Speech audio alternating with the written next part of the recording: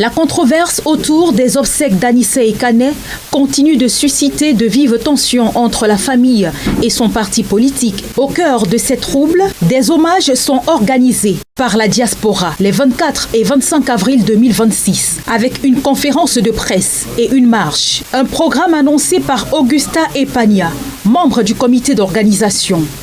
Alors, les choses vont se dérouler de la manière suivante. Le vendredi est prévue donc une conférence qui va retracer toutes les étapes de l'engagement et de la vie d'Anissé, de tous ces combats, et période par période, avec des témoins correspondant à chacune des périodes.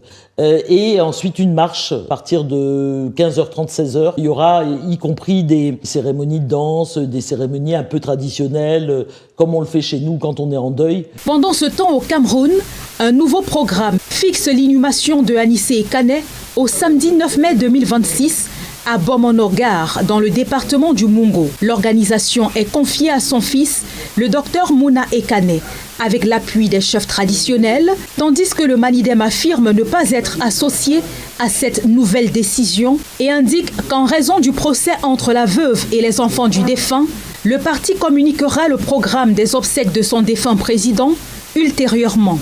C'est le Manidem et également la veuve de son président Ekane Anissé ne sont en rien concernés par le communiqué qui circule sur la place publique depuis quelque temps annonçant les obsèques d'Anissé Ekane. Les obsèques du président Anissé Ekane étaient prévues pour les 23, 24 et 25 avril, mais pour cause de procès, ces obsèques ont été repoussées à plus tard.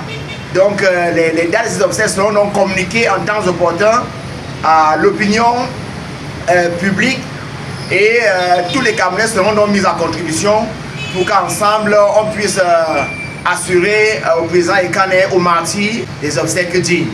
Le dossier reste marqué par un contentieux judiciaire. Le tribunal de première instance de Douala-Bonondjo avait en effet confié l'organisation des funérailles au fils du défunt, le docteur Mouna Ekane, allant jusqu'à interdire à l'hôpital La Cantini de Douala de remettre le corps à la veuve, en totale contradiction avec les dernières volontés de l'homme politique.